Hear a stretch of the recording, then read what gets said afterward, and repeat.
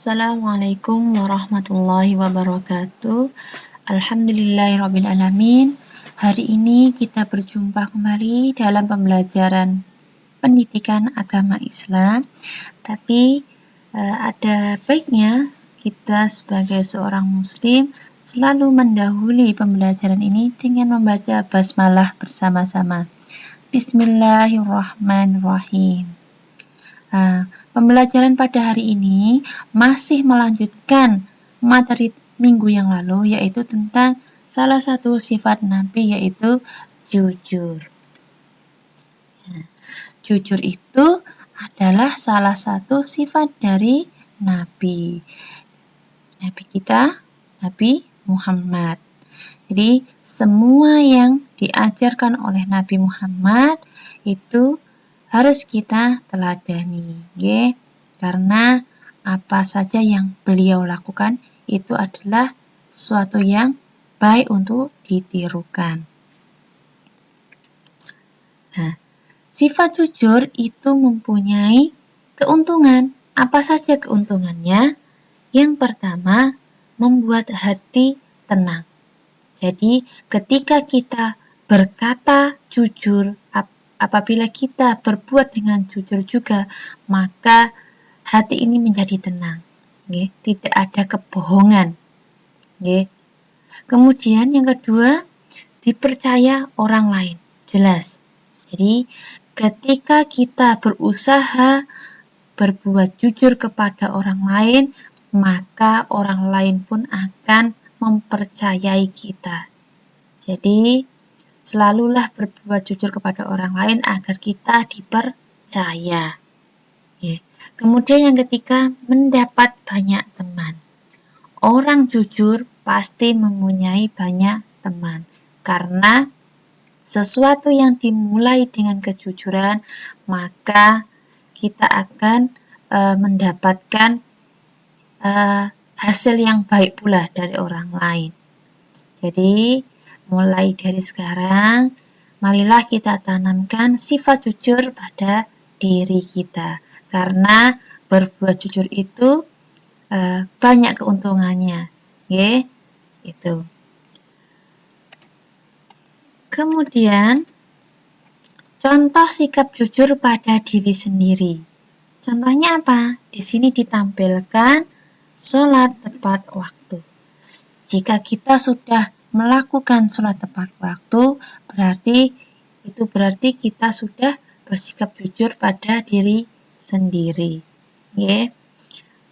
Mungkin kita yang masih dioprak-oprak oleh orang tua kita, masih diperintah, maka mulai sekarang dibiasakan untuk melakukannya sendiri. Jadi mandiri, tidak disuruh-suruh.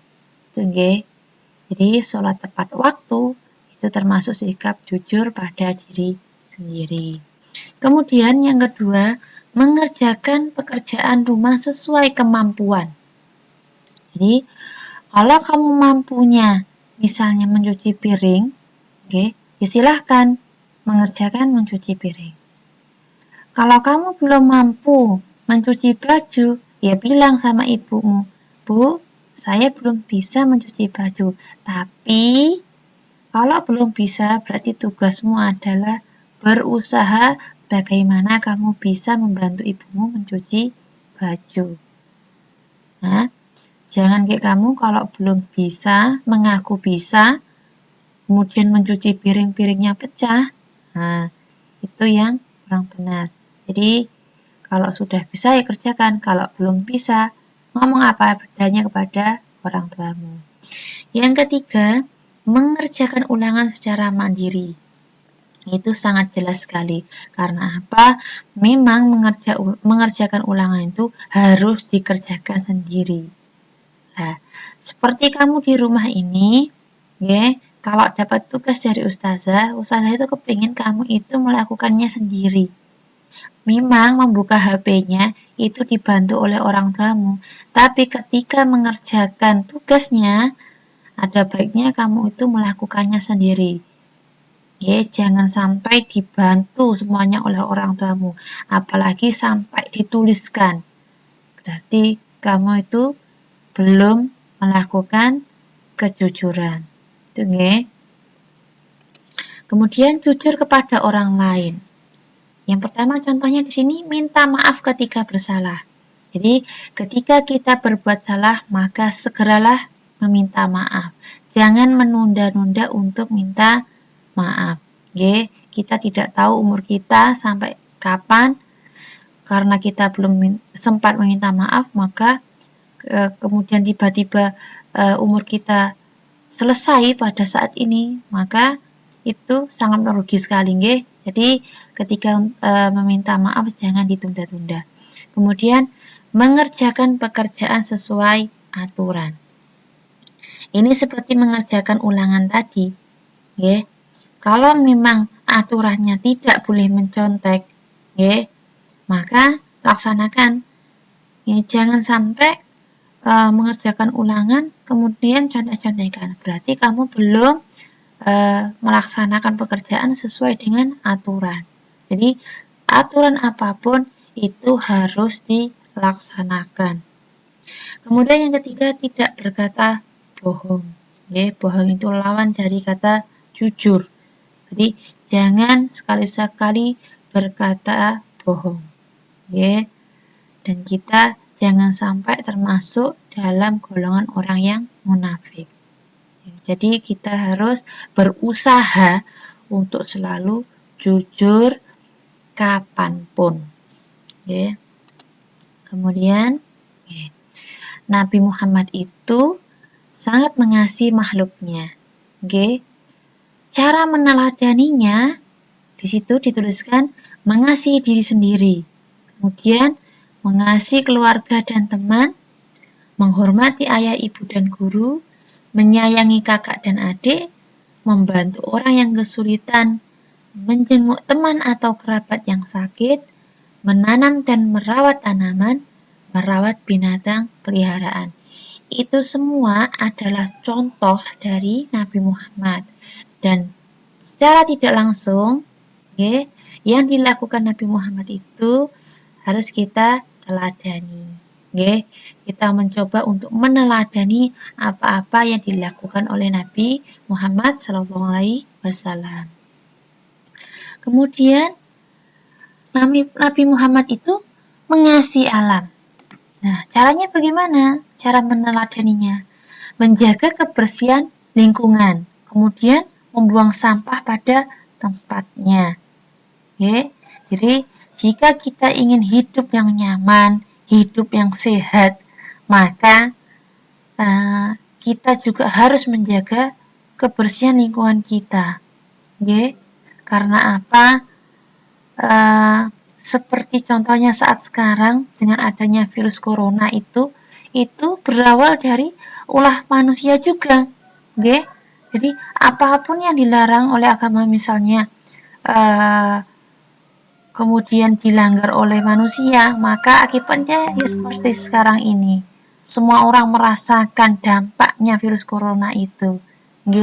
Jadi berarti jika sekarang itu kita sudah diberi musibah seperti ini, maka jalanilah dan kemudian aturan-aturan yang harus kita lakukan pada saat ini, misalnya diharuskan memakai masker, kemudian harus hidup bersih, itu marilah kita laksanakan supaya hidup kita juga aman, hidup kita menjadi sehat.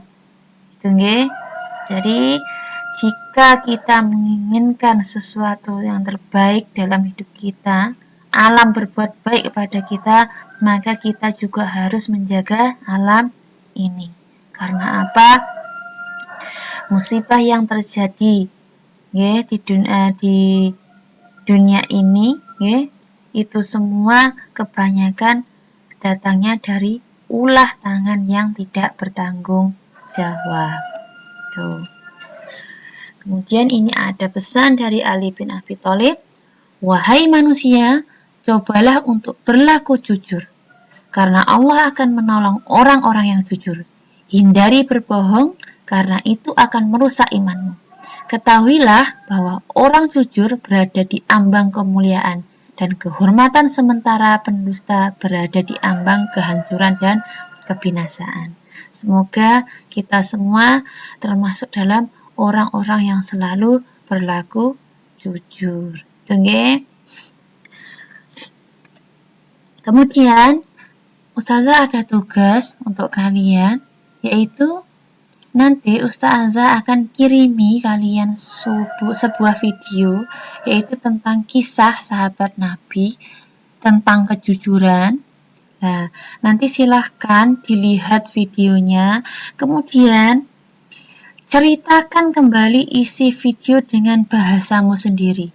Jadi kamu bercerita, kemudian kirimkan ceritamu itu dalam bentuk video kepada Ustazah. Ustazah ingin mendengarkan bagaimana kamu bercerita tentang kisah sahabat Nabi terkait dengan kejujuran.